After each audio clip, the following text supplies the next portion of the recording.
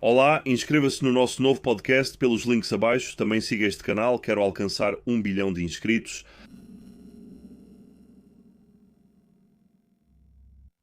Este caso acontece no Reino Unido no ano de 2024. Daniel Anderin cresceu em um lar amoroso no leste de Londres.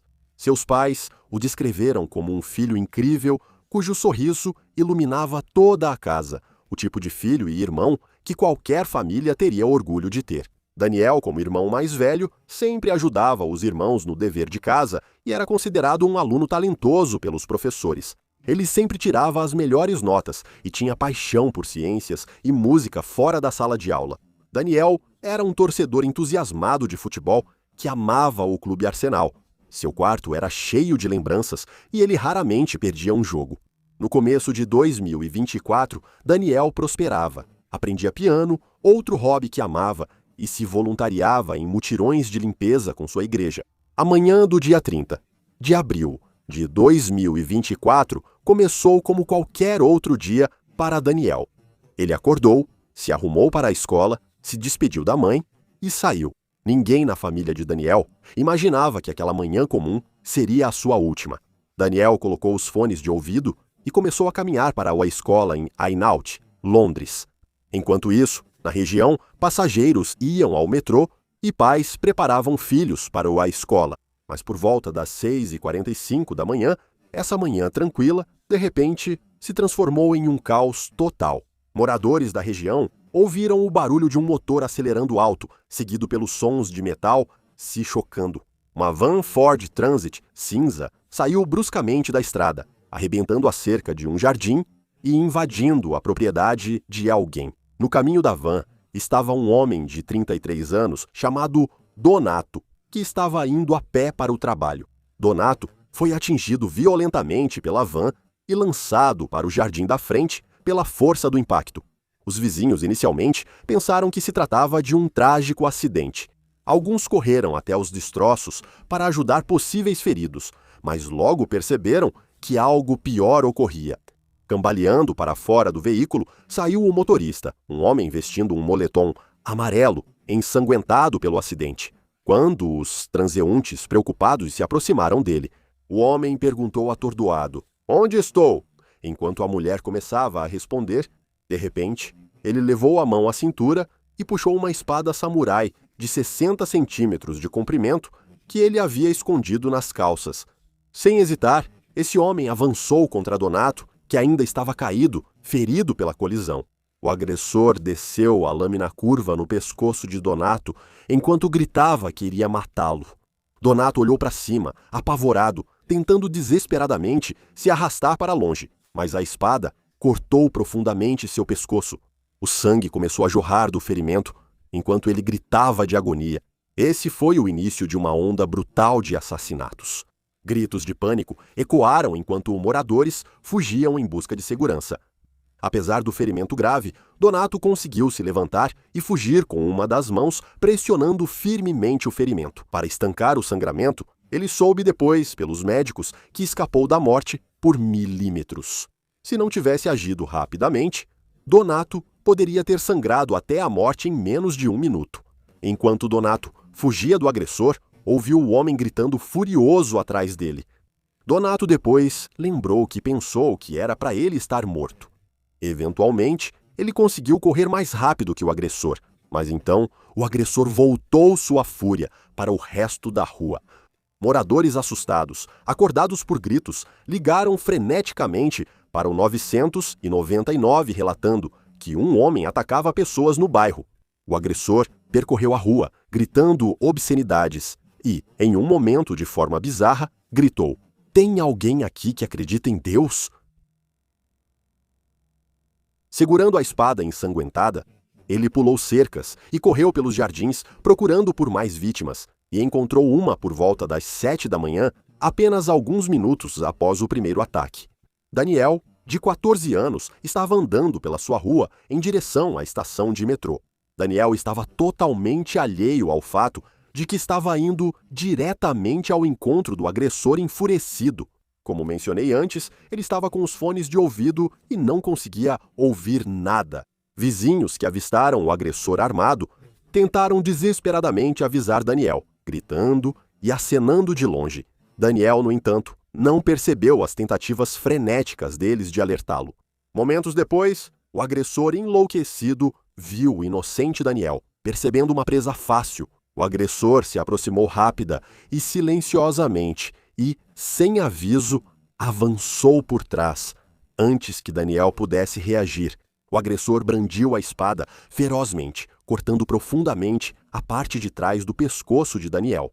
O ferimento profundo e cortante na lateral do pescoço e da cabeça de Daniel só pode ser descrito como quase uma decapitação. Não havia como Daniel sobreviver. Cambaleou à frente, confuso e com dor, sem tempo para processar o ocorrido. O agressor atacou novamente. Desta vez, foi uma facada penetrante no peito. A lâmina perfurou órgãos vitais e Daniel caiu mortalmente ferido sobre o asfalto. Um vizinho, assistindo horrorizado, gritou quando Daniel caiu em sua própria poça de sangue. O ataque foi tão repentino que Daniel literalmente não teve chance de se defender enquanto jazia sangrando. O agressor sumiu rapidamente de vista atrás de alguns arbustos próximos. Em poucos instantes, uma ambulância chegou, e quando os paramédicos se aproximaram de Daniel para ajudar, o agressor reapareceu de repente, balançando sua espada violentamente contra a própria ambulância e gritando ameaças. Paramédicos precisaram recuar para garantir a própria segurança. Sem conseguir alcançar Daniel imediatamente, os paramédicos assistiram impotentes de longe, enquanto segundos críticos se passavam. Em seguida, 2 policiais da Polícia Metropolitana conseguiram chegar a pé. Ao verem Daniel caído na calçada, eles correram imediatamente em sua direção, sem saber que o agressor estava à espreita nas proximidades. Uma dessas policiais era a PC, Yasmin McKean Whitfield. Quando Yasmin se ajoelhou para ajudar Daniel, o agressor pulou dos arbustos a poucos metros de distância e avançou contra os policiais. Pegue de surpresa, Yasmin caiu no chão. O agressor ficou sobre ela e começou a golpeá-la com sua espada. Ele desferiu vários golpes brutais, atingindo o braço, a mão e o crânio dela, enquanto ela tentava desesperadamente se proteger. Os ferimentos foram devastadores. O assassino fraturou gravemente o crânio dela e quase decepou seu braço. Outro policial, que chegou para ajudar, chamado Inspetor Malloy Campbell, confrontou o agressor e fez isso apenas com um cacetete na mão. O inspetor Campbell avançou corajosamente, tentando desarmar o agressor e proteger seu colega caído. Mas, em resposta, o agressor balançou sua espada e cortou a mão de Campbell, atingindo profundamente tendões e ossos. Apesar da dor imensa, a bravura do inspetor Campbell provavelmente salvou a vida de Yasmin, pois ele conseguiu desviar a atenção do agressor. E, em pouco tempo, mais policiais correram para o local de todas as direções. O agressor percebeu que estava totalmente encurralado e então fugiu. Ele pulou cercas, atravessou jardins e passou entre as casas. Em sua fuga desesperada, o agressor forçou a passagem por um jardim dos fundos e invadiu a casa de uma família por volta das 7h10 da manhã. Dentro desta casa estava um homem de 35 anos chamado Henry Polania, junto com sua parceira, Cindy. Eles acordaram em pânico quando o invasor armado com uma espada invadiu o quarto deles. O casal estava dormindo ao lado do filho de 4 anos. Henry instintivamente protegeu sua parceira e seu filho do agressor, que avançou, desferindo golpes de espada de forma descontrolada. Henry levantou os braços para se defender, recebendo um corte profundo da lâmina no antebraço e na mão. Sangue espirrou pela cama e pelas paredes. Mas Henry continuou lutando contra o agressor, dando a Cindy a chance de pegar seu filho e recuar. Por um momento, o agressor hesitou. Ele se virou abruptamente e fugiu da casa, deixando Henry gravemente ferido, mas ainda vivo. Henry foi posteriormente aclamado como herói por arriscar sua vida para proteger sua família. Agora, do lado de fora, mais uma vez, o agressor estava no fim de seu ataque. Unidades policiais inundaram as ruas suburbanas enquanto sirenes soavam e um helicóptero circulava acima. O agressor ainda gritava de forma incoerente, mas agora estava subindo em garagens e telhados, tentando desesperadamente escapar da captura. Policiais armados com tasers e armas de fogo rapidamente se aproximaram. O confronto final ocorreu na entrada de uma residência. Vários policiais cercaram o suspeito coberto de sangue. Eles ordenaram que ele largasse a espada, mas ele simplesmente se recusou e avançou em direção a eles. A polícia respondeu disparando tasers repetidamente, atingindo o agressor várias vezes. Inicialmente, o agressor resistiu. Apesar dos choques dos dardos de taser, foram necessárias várias descargas adicionais e um grupo de policiais para finalmente contê-lo. Mesmo quando o derrubaram no chão, o agressor lutou ferozmente, sendo necessário que vários policiais arrancassem a espada de suas mãos. Mas, finalmente, a polícia algemou o agressor e o ataque mortal chegou ao fim. O homem deitou na garagem, respirando com dificuldade e murmurando em inglês e espanhol. Seu rosto e suas roupas estavam salpicados de sangue. Parte dele era seu, mas a maior parte vinha de suas vítimas inocentes. Os paramédicos correram imediatamente para socorrer os feridos. Tragicamente, Daniel não apresentava pulso quando os paramédicos finalmente o alcançaram. Seus ferimentos eram catastróficos. Eles realizaram RCP freneticamente enquanto o colocavam na ambulância, mas não havia nada que pudessem fazer do outro lado da rua. Colegas trataram os ferimentos graves de Yasmin aplicando torniquetes improvisados. Enquanto aguardavam outra ambulância, o inspetor Campbell sentou-se por perto. Segurando a mão gravemente ferida, Henry foi guiado para fora, sangrando muito do braço machucado. No geral, a rua era um cenário de caos devastador. Um adolescente estava morrendo, e outros 4, incluindo 2 policiais, estavam gravemente feridos. E tudo isso foi causado por um único agressor. Uma manhã comum tornou-se um dos ataques mais brutais e aleatórios de Londres recentemente. Uma onda chocante de violência, mirando pessoas inocentes que estavam simplesmente no lugar errado, na hora errada. Mas quem a polícia havia acabado de prender e por que ele estava causando tanto dano e carnificina? Bem, a polícia rapidamente descobriu que o nome desse homem era Marcus Monzo. Marcus era um homem aparentemente comum que se transformou em um assassino infame. Ele nasceu em abril de 1988 e cresceu em uma pequena vila perto do Brasil. Sua infância, segundo todos os relatos, foi estável e confortável. Quem o conhecia dizia que ele era educado e aventureiro.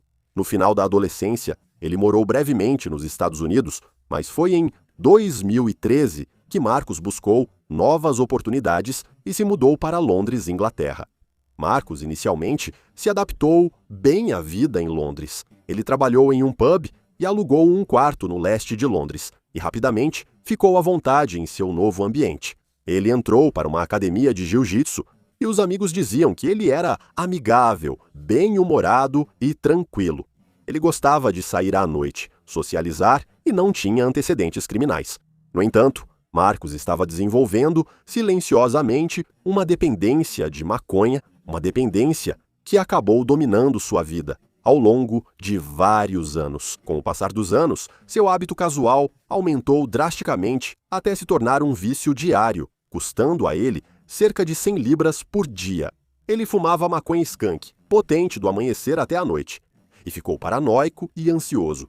Mas em vez de parar, Marcus aumentou o uso de drogas, incluindo alucinógenos potentes como LSD e cogumelos de psilocibina em sua rotina. Com o aumento do uso de drogas, sua saúde mental piorou e ele passou a buscar obsessivamente significado espiritual por métodos não convencionais. Após uma lesão no joelho interromper seu jiu-jitsu, Marcus passou a praticar yoga e meditação. Ele se tornou um seguidor devoto de Sadhguru, consumindo inúmeras horas de vídeos e livros do guru. Em 2018, Marcus viajou para a Índia para viver em um ashram de yoga em busca de iluminação. Após retornar dessa viagem, os amigos perceberam que Marcus falava obsessivamente sobre energia cósmica e espiritualidade. Ele parecia ser uma pessoa diferente. Em 2021, ele visitou o Brasil para um retiro.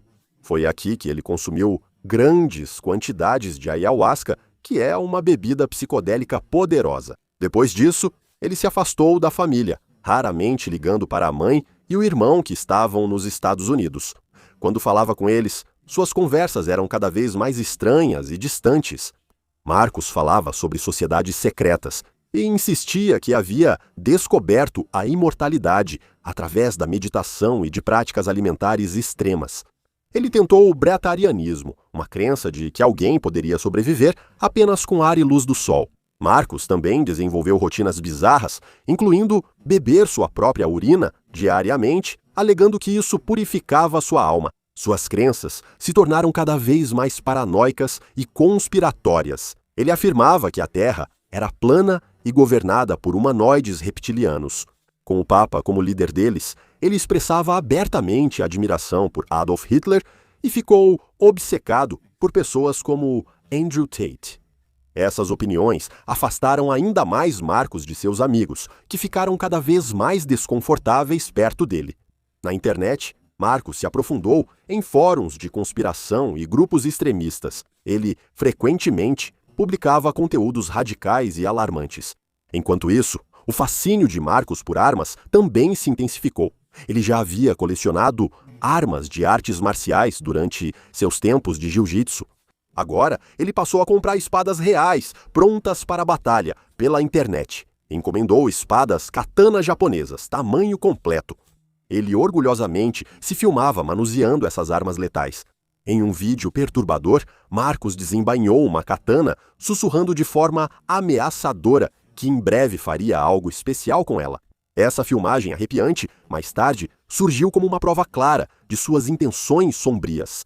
O sinal mais perturbador do estado mental deteriorado de Marcos foi a violência dele contra seu próprio gato de estimação. Marcos matou seu animal de estimação e afirmou que foi por motivos espirituais. Ele colocou os restos do animal em sua van e dirigiu por Londres com a carcaça.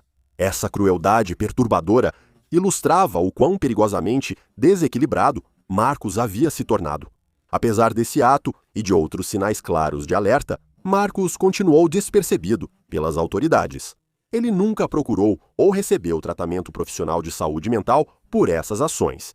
As pessoas ao redor de Marcos ou não percebiam a extensão de sua psicose ou sentiam-se incapazes de intervir. No início de 2024, Marcos estava isolado, perdido em seus delírios e obcecado com sua missão autoproclamada. Seria no dia 30 de abril de 2024 que os delírios de Marcos explodiriam em violência real. Um exemplo assustador de doença mental, radicalização e dependência química sem controle. Após o massacre, os detetives da Polícia Metropolitana trabalharam rapidamente para entender exatamente o que levou Marcos a cometer esses atos horríveis. Uma vez, sob custódia policial, Marcos parecia agitado e desorientado, falando coisas sem sentido e sugerindo que estava ouvindo vozes. Os investigadores logo analisaram o estado mental de Marcos, que foi avaliado por especialistas e monitorado de perto, revelando que estava sob efeito de drogas. Durante os primeiros dias sob custódia, Marcos afirmou que estava conversando com figuras imaginárias e descreveu ouvir vozes que o mandavam cometer atos de violência. À medida que ficava sóbrio, Marcos recuperava a lucidez. Os investigadores agora enfrentavam uma questão crucial. Marcos estava realmente sofrendo de uma doença mental grave, subjacente, ou havia induzido uma psicose temporária devido ao uso intenso de drogas? Logo surgiram evidências de que Marcos não tinha histórico de transtornos psicóticos diagnosticados como esquizofrenia. Ao revistarem o apartamento de Marcos, encontraram um acervo perturbador de evidências de um ataque planejado. Eles encontraram cadernos cheios de manifestos repletos de teorias da conspiração e divagações bizarras. O celular dele continha evidências de conteúdo extremista, odioso e violento. Marcos havia assistido recentemente a inúmeros vídeos de propaganda de extrema-direita, materiais misóginos e documentários sobre armas históricas e assassinos infames nas redes sociais. Marcos havia escrito sobre uma identidade fantasiosa que ele chamava de mestre, que, segundo ele, o ordenava a cometer atos de violência. Em uma postagem alarmante, Marcos se descreveu como um assassino treinado, cumprindo alguma missão imaginária. A polícia também examinou o veículo de Marcos, a van Ford Transit cinza, que foi usada no ataque na parte de trás da van. Os investigadores descobriram os restos do gato de Marcos em 1º de maio de 2024, apenas um dia após o ataque. Marcos foi formalmente acusado de assassinato e de várias tentativas de assassinato. Ele também enfrentou acusações de lesão corporal grave, roubo qualificado e posse de armas ofensivas. O julgamento começou em junho de 2025. Desde o início, a responsabilidade de Marcos pelos ataques físicos não foi contestada. A questão central no tribunal passou a ser seu estado mental e sua culpabilidade criminal. Marcos tinha 37 anos na época do julgamento e parecia visivelmente diferente. Marcos se declarou inocente das acusações de assassinato. A defesa argumentou que Marcos havia passado por um episódio psicótico grave, alegando que ele não estava plenamente consciente de suas ações. Eles alegaram que ele apresentava sintomas clássicos de psicose, incluindo ouvir vozes, paranoia, crenças grandiosas, entre outras coisas. Marcos também falou ao tribunal. Ele descreveu seu estado mental no dia como sendo onírico, acreditando que estava seguindo instruções simbólicas que percebia como reais. Ele insistiu que tinha pouca memória dos ataques, dando a entender uma perda total de controle para uma segunda personalidade. Porém, a lei britânica não aceita psicose induzida por intoxicação como defesa para assassinato, então isso não poderia ser usado como defesa. A família de Daniel foi ao tribunal e relatou a dor de sua perda, dizendo que suas vidas nunca mais serão as mesmas. Com Daniel ausente, imagens da câmera corporal, da polícia e outras provas da cena do crime foram exibidas no tribunal. O tribunal ficou profundamente horrorizado com o que Marcos havia feito e do que ele era capaz. Após 3 semanas intensas, Marcos foi considerado culpado de todas as acusações. A sentença foi proferida 2 dias depois. Marcos recebeu prisão perpétua com um tempo mínimo de 40 anos, o que significa que ele terá que cumprir 40 anos antes de ter direito à liberdade condicional. Após esses 40 anos, ele ainda pode não ser liberado, se for considerado perigoso demais. Marcos, agora condenado, iniciou o cumprimento da prisão perpétua sob alta segurança e monitoramento rigoroso por preocupações com sua saúde mental. O caso dele gerou debate sobre como alguém com problemas psicológicos e histórico de abuso de drogas conseguiu armas letais tão facilmente. Na internet, muitos pediram controles mais rígidos de armas brancas e melhor atendimento em saúde mental para evitar tragédias. No entanto, tragicamente, esse é um caso tão antigo quanto o tempo. Em algum lugar por aí, despercebida, outra tragédia está esperando o seu momento. E quando ela acontecer, vamos nos fazer as mesmas perguntas dolorosas, nos perguntando como deixamos passar os sinais mais uma vez.